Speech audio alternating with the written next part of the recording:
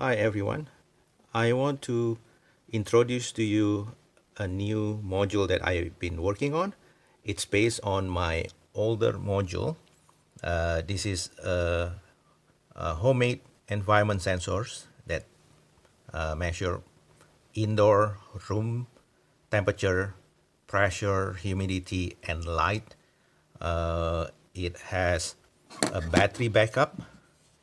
This will come handy later on when we talk about the new module.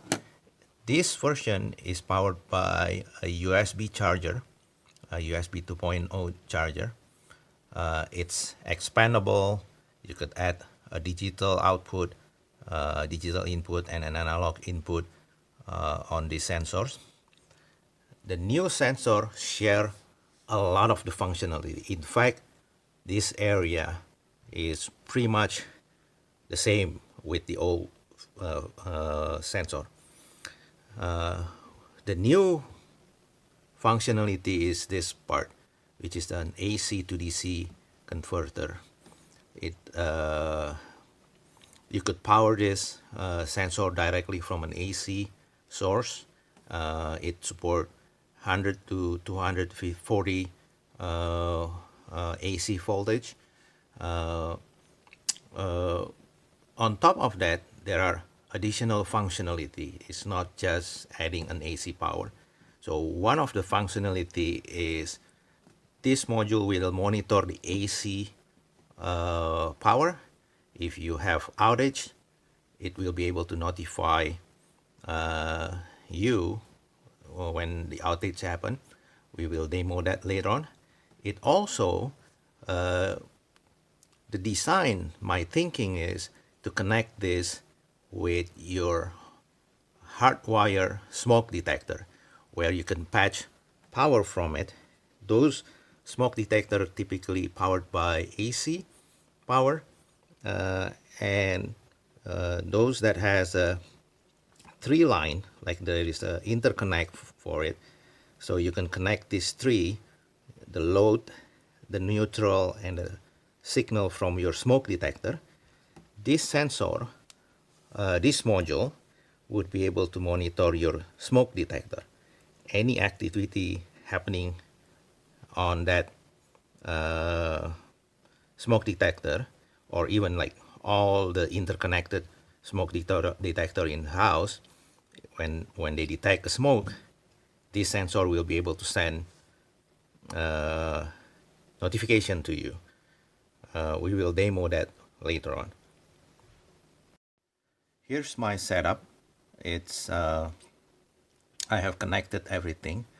I have a couple thing here. I have smoke detector, one of them. The other one is carbon monoxide sensor.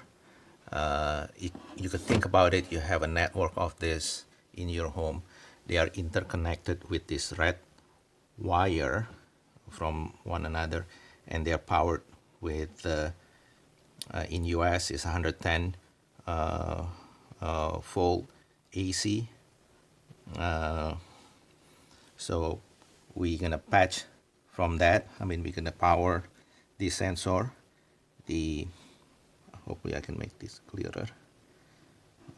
We'll take the neutral from the power and the load from the power, connect that to load and neutral there, and we connect the signal, interconnect signal from the smoke detector, and connect that to the signal terminal there. Once we connect everything, okay, the other thing I want to show is the other side of the module. There is a battery that I install on the module. Again, I mentioned before, this is important because when the power is out, the sensor is still functional. It still be able to send information to the hub and letting you know that the power is out. So next thing that we will do is we can flip this over so you can play around with it later on. Okay, and let's power this up and make sure anything connected. There's no short. Everything. Okay. Okay. Power them up.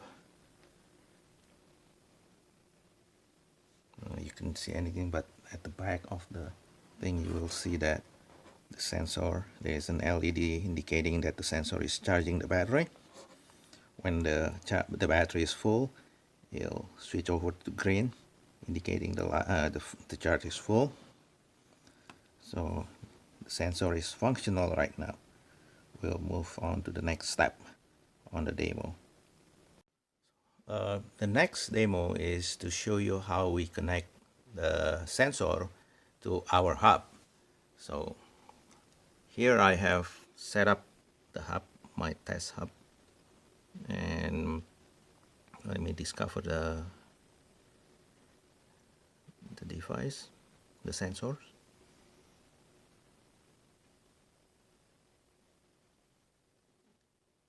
Okay, so the sensor is found.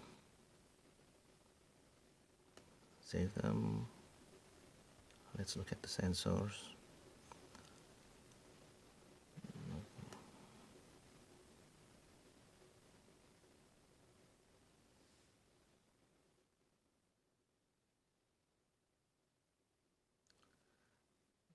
For those who's familiar with my old sensor, you notice there is 3 new capability shown here.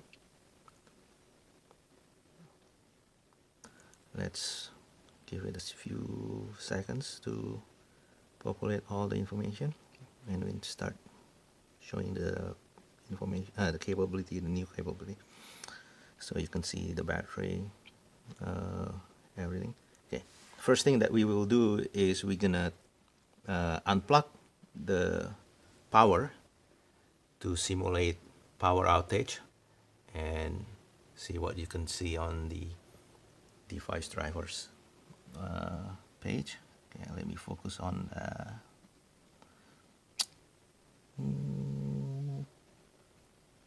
power source. Okay, I'm gonna unplug this.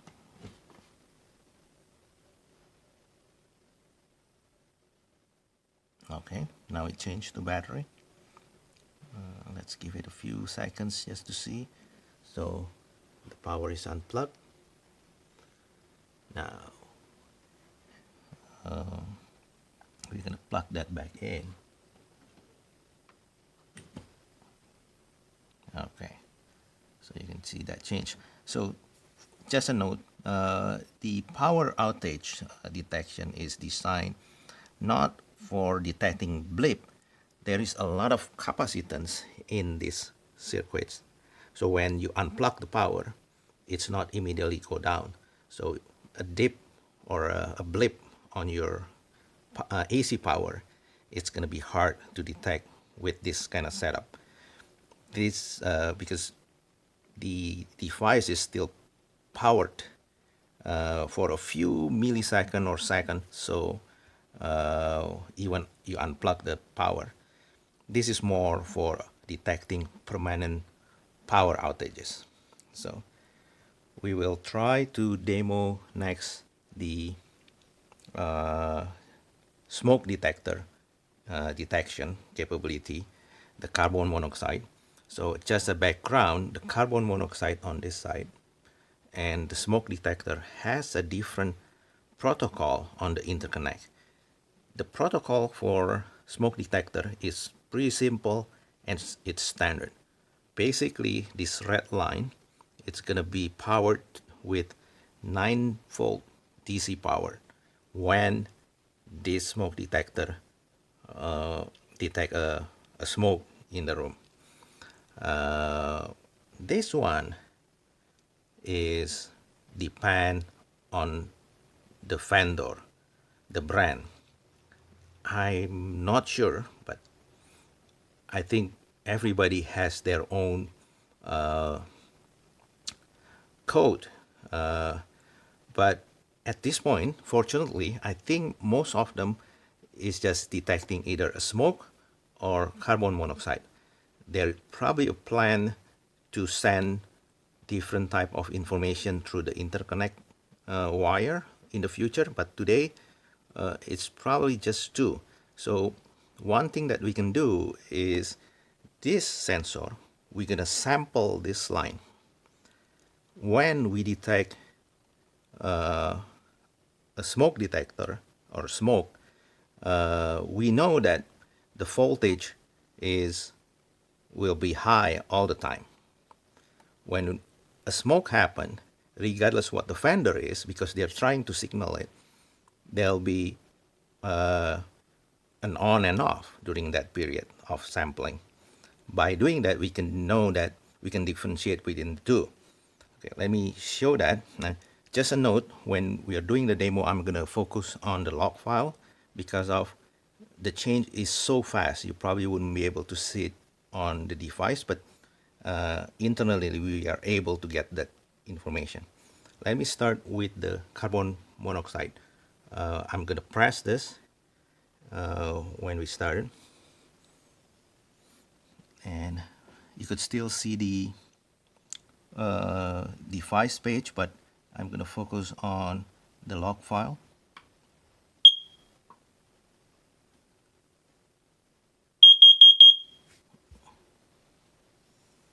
Okay, so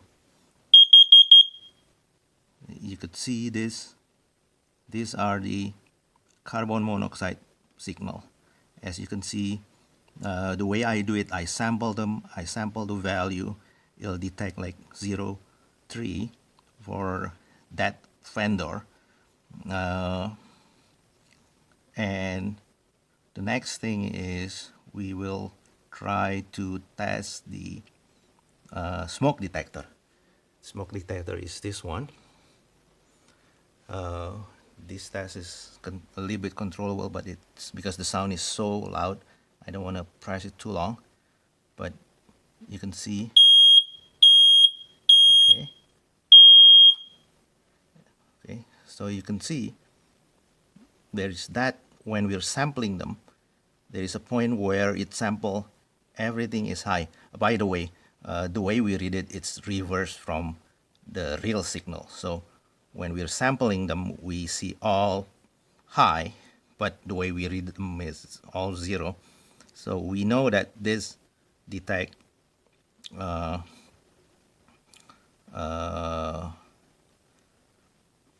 smoke detector rather than carbon monoxide. And you will notice also there's an FF here, is meaning that it detects no signal at all. So it means by the time you don't have any trouble indicated on the interconnect line.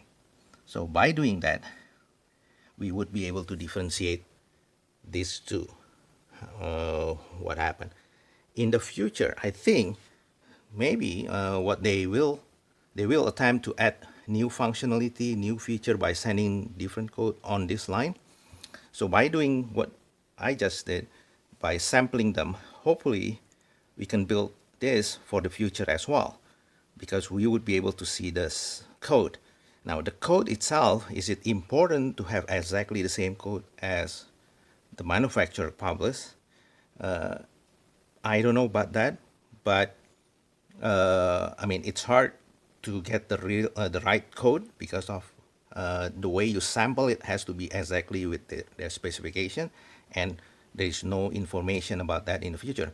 But if we sample them at the same, I mean, even at different baud rate, even with a different code that read due to that, because of that, it's still valuable to us as long as those codes are the same. So what we can do within our device driver handler is, as long as we see the same code, we could interpret that with the same action. Let's say in the future that the manufacturer added a signal that indicate low battery power, for example. Regardless what their intended code be, as long as we're sampling it, I mean, even though we are sampling it at different rate, coming up with different code, as long as that the same code is being sent, it'll be the same value that we read. It could be different from what they specify, and looking at that code, uh, we would be able to interpret that new function. So that's pretty much all I got up to this point, and I hope you guys enjoying this demo. Uh, Thank you.